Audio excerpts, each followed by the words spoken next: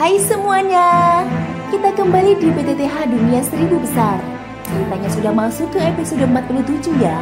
Dan seperti biasa, Xiaoyan gak pernah jauh dari masalah. Yuk langsung kita simak. Di episode sebelumnya, dua kakak beradik dari klan Jiang, Jiang Yu dan Jiang Yuan, tanpa sengaja terseret dalam konspirasi misterius di lorong bawah tanah. Saat melarikan diri, mereka dihadang dua sosok misterius dengan aura bukan manusia. Sementara itu, Hudu dan Wu Jiang mulai menyelidiki, menyadari adanya keanehan dan aura asing yang menyerupai ki hantu, energi dari makhluk dunia arwah. Di tempat lain, proses seleksi peserta dimulai. Xiaoyan dan yang lainnya diuji kekuatan dan kekuatan jiwa. Saat giliran Xiaoyan, kekuatan jiwanya mengejutkan semua orang. Nilainya menembus angka 10. Menandakan jiwa penuh, tingkatan langka yang bahkan mengejutkan para tetua. Mo Chan segera membawa Xiaoyan menemui Wu Jiang, menyadari bahwa pemuda ini membawa harapan besar. Tatapan Wu Jiang bersinar tajam menatap semburat cahaya 9 warna yang masih menyelimuti ruangan. Ia segera mengayunkan telapak tangannya, membentuk penghalang dari kekuatan Doqi yang mengisolasi seluruh ruangan. Ia berseru tegas, "Apa yang sebenarnya terjadi di sini?" Mo Chan melangkah ke depan dengan hormat, lalu menjelaskan dengan tenang. "Paman guruku, terus terang saja, tadi aku memimpin 9 orang yang dibawa oleh Paman Hudu untuk menjalani pengujian. Cahaya dari mutiara penyerapan jiwa ini berasal dari tangan Xiaoyan." Mendengar itu, Hudu menyipitkan mata penuh keraguan. Ia bertanya, "Benarkah itu?" Mo Chan mengangguk mantap seraya mengatakan, "Aku menyaksikannya sendiri." Wu Jiang menghela nafas dan berkata penuh rasa syukur, "Sungguh, ini adalah berkah dari langit bagi Suan Santian." Xiaoyan yang berdiri di samping tampak bingung. Dia bertanya, "Senior, sebenarnya apa yang sedang terjadi?" Hudu tersenyum penuh arti sebelum menjawab, "Karena kau memiliki bakat jiwa tingkat 10, maka tidak perlu lagi kami sembunyikan apapun darimu." Xiaoyan mengangguk pelan sebagai tanggapan. Wu Jiang melanjutkan penjelasan dengan perlahan, "Kamu mungkin belum tahu, meskipun pengujian dibagi menjadi 3 bagian, kekuatan, jiwa, dan ketahanan fisik, yang paling utama sesungguhnya adalah tes bakat jiwa. 2 bagian lainnya hanyalah untuk mengaburkan perhatian." Ia melanjutkan dengan ekspresi serius. Meski kekuatan dan tubuh yang tangguh memang menunjukkan potensi, dibandingkan dengan orang yang memiliki bakat jiwa luar biasa, itu seperti perbandingan antara api dan bintang. Wu Jiang tersenyum tipis, lalu bertanya, "Kau tahu alasannya?" Xiaoyan menjawab dengan sikap hormat, "Junior belum tahu." Wu Jiang menghela nafas pelan. Dia berkata, "Itu karena kekuatan jiwa menandakan potensi tanpa batas." Xiaoyan mengerutkan alisnya dan bergumam, "Potensi tanpa batas?" Hudu menjelaskan dengan tawa ringan, "Kau belum memahami pentingnya. Keunggulan bakat jiwa akan menentukan sejauh mana pencapaian seseorang di masa depan. Memang benar bahwa kekuatan dan tubuh bisa membuatmu menarik perhatian sekte besar.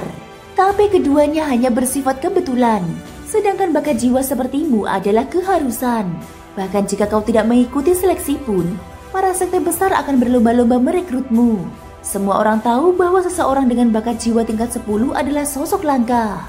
Wu Jiang melangkah maju dan berkata tegas, "Sejak catatan pertama Suan Santian, hanya 5 orang yang pernah mencapainya. Kau adalah yang ke-6.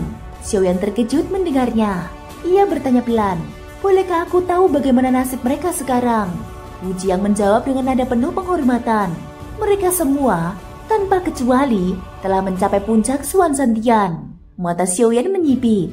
Ia kini benar-benar memahami pentingnya bakat ini.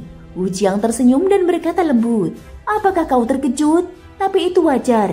Di benua Dodi, seberapa kuat bakat jiwa seseorang akan sangat menentukan pencapaiannya kelak. Banyak orang menghabiskan seluruh hidup tanpa arti karena bakat jiwanya lemah. Mungkin saat ini kau belum merasakannya, tapi semakin tinggi tingkat kultivasi, khususnya setelah bintang ke-6 Dodi, setiap kenaikan tingkatan berkaitan langsung dengan kekuatan jiwa. Jika kekuatan jiwamu tidak cukup, maka meski sudah mempersiapkan segalanya, tetap akan gagal. Dan tahukah kau, mengapa jumlah Daosian di Suan Santian sangat sedikit? Itu karena kekuatan jiwa. Untuk melangkah ke tahap Daosian, seseorang harus memiliki kekuatan jiwa di tingkat dewa." Hudu mengangguk sambil menambahkan, "Tanpa kekuatan jiwa tingkat itu, sehebat apapun bakat dan kerja kerasmu kau akan tetap terjebak di puncak Dodi." Wu Jiang menatap Xiaoyan dalam-dalam, lalu berkata, kekuatan jiwa sudah dilatih. Tidak seperti dog yang bisa ditingkatkan dengan pil atau harta. Tanpa bakat alami, semua akan sia-sia. Ia mengangkat satu jari dan berkata tegas, dan kau, Xiaoyan, sudah mencapai tingkat jiwa 10 di usia muda. Itu berarti pencapaian masa depanmu tidak terbatas. Mencapai tingkat jiwa dewa hanyalah soal waktu. Hudu tersenyum lebar, kemudian berseru, seorang calon dosian sejati. Tentu saja semua sekte akan berebut memperebutkanmu. Xiaoyan hanya mengangguk pelan dan berkata pelan, jadi begitu. Terima kasih atas penjelasannya. Meski telah memahami keterkaitan erat antara kekuatan jiwa dan peningkatan kultivasi, Xiaoyan tetap tidak terlalu memusingkan soal bakat. Ia paham bahwa sesungguhnya hanya kerja keras dan ketekunanlah yang dapat membawanya ke puncak. Wu Jiang mengamati sikap tenang Xiaoyan kemudian mengangguk puas. Banyak orang akan menjadi angkuh setelah mendengar betapa hebat potensi mereka, tapi tidak demikian dengan pemuda ini. Ia menunjukkan kedalaman hati dan keteguhan tekadnya. Hudu menepuk pundak Xiaoyan sambil berkata dengan senyum ramah, kalau begitu, aku yang memutuskan. Xiaoyan, kau tidak perlu mengikuti seleksi lagi. Kau bebas memilih salah satu dari 9 sekte besar, dan aku yakin mereka akan sangat senang menerimamu. Xiaoyan tampak kaget, lalu dia mengatakan, senior, mohon jangan begitu. Aku tetap ingin mengikuti seleksi. Ini kesempatan yang bagus untuk mengasah diri. Hudu memiringkan kepala dan bertanya, benarkah? Apakah kau yakin? Ia tertawa kecil sebelum menambahkan, seleksi ini tidak mudah. Banyak ahli kuat akan ikut. Dengan kekuatanmu yang masih di tingkat Dodi bintang Dodi. Namun Xiaoyan membalas dengan suara tenang, jangan khawatir senior. Justru aku ingin menguji diri dalam medan pertempuran yang sesungguhnya. Itu cara terbaik untuk tumbuh. Hudu tergelak kecil, lalu berkata sambil mengangguk, kau benar juga. Aku terlalu terburu-buru. Wu Jiang kemudian memberi instruksi, kalau begitu, Mo Chen, antarkan dia ke tempat istirahatnya. Seleksi akan dimulai beberapa hari lagi. Tidak perlu lakukan pengujian lainnya. Berikan langsung identitas bakat tingkat 5 untuk Xiaoyan. Ingat, jangan sebarkan berita ini. Mo Chen tidak bisa menyembunyikan kekagumannya. Ia bergumam dalam hati, identitas bakat tingkat 5. Satu titik saja hanya punya 10 orang sepertinya. Mo Chen lalu berkata sambil mengangguk hormat, ayo, aku antarkan ke tempat istirahatmu. Xiaoyan mengikuti Mo Chen meninggalkan ruangan, menyisakan Wu Jiang dan Hudu yang saling memandang. Wu Jiang berkata perlahan, kita harus segera melaporkan ini ke kepala sekte. Jika kita bisa menarik Xiaoyan lebih awal ke sekte kita, maka dalam pertarungan 9 sekte nanti, kita tidak akan lagi berada di posisi terakhir. Saat ia mengangkat tangan, sebuah gulungan merah dengan huruf besar pembakaran muncul di udara. Ia menuliskan sesuatu di atasnya, lalu mengibaskan tangannya. Ruang di depannya bergetar, dan gulungan itu lenyap ditelan oleh pusaran ruang. Setelah menjalani uji bakat, Yuru dan yang lainnya kembali ke tempat tinggal mereka di bawah arahan Xiaohei. Meskipun Yuru merasa khawatir akan Xiaoyan, dia tidak berani mencarinya. Di tempat asing seperti ini, mereka memilih beristirahat dahulu sebelum merencanakan sesuatu. Sementara itu Xiaoyan yang mengikuti Mo Chen tiba di sebuah bangunan yang terlihat cukup mewah. Mo Chen menunjuk bangunan itu dan berkata dengan singkat, ini tempat tinggalmu. Setelah memberikan beberapa pesan singkat, ia pun segera menghilang dari hadapan Xiaoyan. Xiaoyan menyadari bahwa tempat tinggalnya jauh lebih mewah dibandingkan para peserta lain. Namun, karena penggunaan kekuatan jiwa dan kekuatan mental yang berlebihan saat pengujian kemarin, ia tidak sempat memikirkannya lebih jauh. Ia segera merebahkan tubuhnya di atas ranjang dan beristirahat. Hari pun berlalu cepat. Keesokan paginya, Xiaoyan bangun lebih awal. Berdasarkan penuturan Mo Chen, terdapat sebuah pasar di dekat tempat tinggal mereka. Tempat itu dapat digunakan untuk memenuhi berbagai kebutuhan. Maka dengan tujuan untuk berbelanja dan mengumpulkan sedikit informasi, Xiaoyan menutup rapat pintunya dan berjalan menuju pasar. Jalanan pasar tampak ramai, meskipun tampak agak usang. Suara teriakan pedagang terdengar di mana-mana, mulai dari penjual obat hingga senjata. Di antara keramaian itu, sesosok pemuda tampak berjalan mendekati sebuah bangunan bertingkat. Ia mengenakan jubah biru ala cendekiawan. Wajahnya tampan dan penuh aura ketenangan. Sepasang matanya jernih dan memancarkan kecerdasan. Sekilas, ia tampak seperti seorang sarjana muda yang lemah lembut. Itulah Xiaoyan. Demi menyembunyikan identitasnya, ia mengenakan pakaian seperti itu. Tujuannya ke pasar tidak hanya untuk belanja bahan-bahan obat, tetapi juga mengumpulkan informasi yang beredar di sekitar tempat ini. Melihat sebuah kedai teh di pinggir jalan, Xiaoyan menampilkan sedikit senyum di wajahnya dan perlahan melangkah masuk. Kedai teh itu tampak sederhana, hanya terdapat beberapa meja kayu tua dan bangku-bangku bersih yang sudah usang. Pemiliknya adalah seorang lelaki tua berusia sekitar 60 tahun. Wajahnya dipenuhi kerutan waktu. Xiaoyan melirik sekeliling. Di antara para pengunjung, hanya ada 2 orang. Yang paling mencolok adalah seorang pemuda berjubah tau yang tampak seusia dengan dirinya. Wajahnya unik, penuh senyum nakal, dan terkesan seperti anak-anak yang belum dewasa. Tiba-tiba, suara yang amat dikenalnya terdengar dalam benaknya. Berhati-hatilah, aura anak itu cukup aneh. Suara itu berasal dari Raja Naga Emas. Xiaoyan mengernyang kening. Rasa penasaran membuatnya mencoba menelusuri kekuatan pemuda itu. Namun, sekuat apapun ia mencoba, baik dengan mata maupun kekuatan jiwanya, ia tetap tidak mampu melihat apapun. Seolah ada sesuatu yang menyembunyikan keberadaan sejati pemuda berjubah tau itu. Sepertinya sadar akan adanya pengamatan, pemuda itu mengangkat kepala dan menatap ke arah Xiaoyan. Tanpa memperdulikan hal itu, Xiaoyan mengambil tempat duduk dan memanggil pelayan kedai. "Pelayan, bawakan 1 teko teh terbaik dan sedikit makanan," ucap Xiaoyan dengan tenang. Seorang pemuda kurus langsung menyahut, "Segera tuan." Beberapa saat kemudian, dia meletakkan teko teh di atas meja Xiaoyan dan segera kembali ke dapur untuk menyiapkan makanan. Namun, begitu Xiaoyan mengucapkan pesanan, pemuda berjubah tau yang duduk tak jauh darinya segera menoleh. Senyuman aneh mengembang di wajahnya. Dengan cepat, pemuda itu melompat dan duduk di samping Xiaoyan, sembari tertawa kecil dan berkata, "Bertemu di tempat ini sudah bisa disebut takdir. Bagaimana jika kita berteman?" Senyumnya lebar. Wajahnya penuh keceriaan seperti anak kecil yang polos. Ada kesan menyenangkan pada dirinya. Saat itu, pemilik kedai pun tampak memperhatikan Xiaoyan. Ia mendekat dan berkata dengan suara ramah, "Anak muda, dari penampilanmu, sepertinya engkau akan bergabung ke salah satu sekte di wilayah Xuan Santian. Tempat itu sungguh luar biasa. Banyak tokoh hebat lahir dari sana." Ia meletakkan beberapa kue di meja Xiaoyan lalu melanjutkan, "Setiap tahun, orang-orang dari berbagai penjuru berkumpul di sini untuk ikut seleksi. Siapa yang berhasil akan menjadi tokoh besar di masa depan." Xiaoyan tersenyum sopan dan membalas, "Terima kasih, aku sangat menghargainya." Melihat kesempatan untuk berbicara, pemuda berjubah tau kembali tertawa.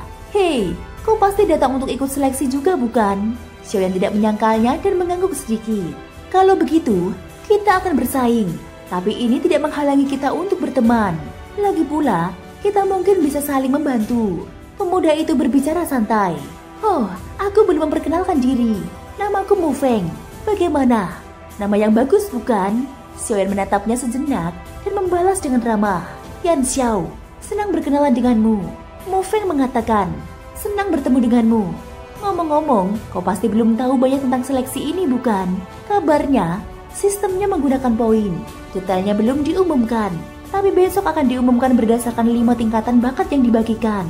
Ngomong-ngomong, peringkat berapa yang kau dapatkan dalam ujian kemarin?" Xiaoyan menjawab dengan tenang, "Masalah tingkat bakat bukan sesuatu yang perlu terlalu dikejar. Yang penting adalah mengikuti alur dan tetap konsisten." Ia menyesap tehnya perlahan, lalu menatap ke kejauhan seraya berkata, "Aku datang ke Xuan Santian karena ingin menyaksikan kekuatan para ahli serta budaya dan karakter unik di tempat ini. Soal apa yang akan kupelajari nanti, aku serahkan kepada keadaan." Mata Mu Feng berbinar. "Aku dengar ilmu pedang di sana luar biasa. Aku akan belajar ilmu pedang mereka untuk membasmi iblis dan melenyapkan kejahatan." Xiaoyan tersenyum tipis. "Semoga demikian." Ia pun berdiri, meletakkan beberapa koin di atas meja dan berkata, "Aku harus pergi." Mu Feng hanya menatap kepergiannya sambil menyunggingkan senyum yang berbeda dari sebelumnya. Orang ini, auranya sangat terpendam, tapi aku bisa merasakannya. Dia pasti lawan yang tangguh. Ia bergumam sambil menyipitkan mata. Aku penasaran, pada tingkat berapa ia akan ditempatkan dalam 5 tingkat bakat?" Xiaoyan segera meninggalkan kedai teh, lalu mencari tempat tersembunyi dan memastikan tidak ada yang mengikutinya. Ia menatap sekitar dengan tenang, kemudian bergumam pelan, "Guru besar, apa maksudmu dengan ucapan tadi?" Suara Raja Naga Emas terdengar pelan dalam benaknya. "Aku tidak tahu pasti." Pemuda berjubah tau itu memiliki aura yang sangat tersembunyi. Aura itu mengingatkanku pada makhluk dari alam hantu, namun juga tidak sepenuhnya sama. Xiaoyan mengerut kening dan berkata, Makhluk dari alam hantu? Apakah mungkin ia terkait dengan orang-orang yang menghilang itu? Raja Naga Emas menjawab dengan nada ragu. Belum tentu. Aura itu memang aneh, namun tidak cukup kuat untuk menandakan bahwa dia benar-benar dari alam hantu. Bisa jadi dia memiliki benda tertentu yang menutupi kekuatannya. Sebab itulah kau tidak bisa menilai kekuatannya. Xiaoyan mengangguk tipis dan bergumam. Aku juga tidak bisa memastikan apakah dia teman atau lawan. Tapi jika dia memang mengikuti seleksi ini, kuharap kami tidak bertemu langsung. Ia menarik nafas dalam-dalam, lalu berbalik dan berjalan menuju tempat tujuannya hari ini. Sebuah bangunan besar yang berada di pertemuan 4 jalan utama kota. Bangunan megah itu tampak diselimuti kabut tipis dengan 2 huruf besar yang tertulis gagah di atas pintunya. Aula Pil. Xiaoyan menatap bangunan itu dan melangkah masuk. Baru saja dia mendekat, 2 penjaga bertubuh kekar menghadangnya dengan sikap sopan. Tunjukkan rencana tingkat alkemismu. Xiaoyan menjawab dengan tenang. Maaf, aku tidak membawanya.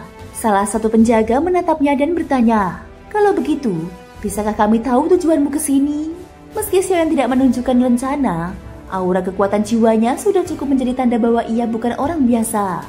Para penjaga itu pun tahu bahwa banyak jenius berkumpul di kota ini karena seleksi besar-besaran, dan mereka telah diperintahkan untuk tidak membuat masalah. Penjaga itu menjelaskan dengan nada informatif. Aula Pil terdiri dari 3 lantai. Lantai pertama terbuka bagi umum, di mana orang-orang dapat membeli obat atau bahan biasa. Lantai kedua hanya dapat dimasuki oleh mereka yang memiliki kekuatan tinggi atau kemampuan alkemis yang luar biasa. Xiaoyan mengangkat alis dan bertanya, lalu lantai ketiga? Penjaga itu ragu sejenak sebelum menjawab. Lantai ketiga tertutup untuk umum, kecuali kau adalah seorang alkemis tingkat kaisar, atau setidaknya seorang ahli bintang 4 Dodi. Xiaoyan mengangguk ringan dan berkata pendek, mengerti. Para penjaga itu pun mempersilahkannya masuk. Meski Xiaoyan tidak membawa lencana, aura jiwanya yang kuat sudah cukup menjadi bukti. Begitu melangkah ke dalam lantai pertama, Xiaoyan melihat keramaian yang cukup padat. Beberapa orang menjual pil, sebagian lagi menjual bahan obat. Namun kebanyakan pengunjung hanya berlalu lalang. Dia menatap sekeliling dengan tenang. Setelah merasa tidak ada yang menarik di lantai ini, ia pun menuju lantai 2. Di depan pintu lantai 2, 2 penjaga kembali menghadang. Namun ketika Xiaoyan melepaskan sebagian kecil kekuatan jiwanya, kedua penjaga itu saling memandang dan langsung memberi jalan tanpa berkata apapun. Begitu memasuki lantai 2, suasana langsung berubah. Kerumunan jauh lebih sedikit dan aura para pengunjung terasa jauh lebih kuat. Beberapa pil tingkat tinggi, termasuk kelas kaisar, tampak dijual di sana. Xiaoyan mulai berjalan pelan menyusuri lorong demi lorong. Ia memperhatikan satu persatu barang yang dijual. Seorang pria kurus memamerkan sebuah pil berwarna hitam pekat sambil berkata, pil bayangan gelap, pil puncak tingkat 9. Dapat menyembunyikan aura pengguna untuk waktu singkat, kecuali jika musuhmu lebih kuat 1 tingkat. Mustahil ia dapat menemukanmu. Tukarkan dengan 1 pil setingkat atau 3 bahan langka. Xiaoyan melirik sekilas ke arah pil itu, lalu menggeleng dan hendak pergi. Pria kurus itu cepat-cepat berkata, tunggu, anak muda, apakah kau tertarik dengan pil ini? Ini adalah pilihan terbaik untuk melarikan diri atau menyamar. Jangan dilewatkan. Xiaoyan menatapnya sekilas, lalu menjawab tenang. Pilmu memang punya kegunaan, tapi itu hanya pil pendukung. Untuk pil tingkat 9, kualitasnya termasuk yang paling lemah. Nilai tukarnya terlalu tinggi. Wajah si pria kurus seketika berubah canggung. Ia menyadari sedang berhadapan dengan seorang alkemis sejati. Benar juga. Maafkan saya. Xiaoyan melanjutkan langkah tanpa berkata-kata. Ia menyusuri lebih jauh lantai 2 hingga akhirnya matanya tertumbuh pada sebuah meja tua dengan seorang kakek duduk di baliknya. Apa yang kau lihat? Jangan memegang apapun jika tidak membelinya. Kau harus memberiku kompensasi jika kau merusaknya. Bentak seorang lelaki tua itu. Dia menatap Xiaoyan dengan malas. Lagi pula, ketika ia melihat Xiaoyan yang tampak seperti seorang sarjana yang lemah, ia tahu bahwa fondasinya mungkin tidak cukup. Namun Xiaoyan sama sekali tidak terganggu. Ia justru menatap barang-barang di atas meja itu dan mulai menyebut satu persatu namanya dengan tenang. Akar musang kayu, batu vulkanik. Sang kakek itu mengangkat alis, lalu memandang Xiaoyan lebih serius. Dia tampak sedikit terkejut. Kau bisa menyebut semuanya. Menarik. Herbal-herbal di depannya ini ditemukannya dengan susah payah. Dan pemuda di depannya ternyata bisa menyebutkan nama-namanya sekaligus. Sehingga lelaki tua itu terpaksa menatap Xiaoyan lagi. Thank you guys sudah mendengarkan ceritaku di episode kali ini sampai akhir. Ikutin terus kelanjutan episode berikutnya ya. Semoga hari kalian menyenangkan. Sampai jumpa dan bye-bye.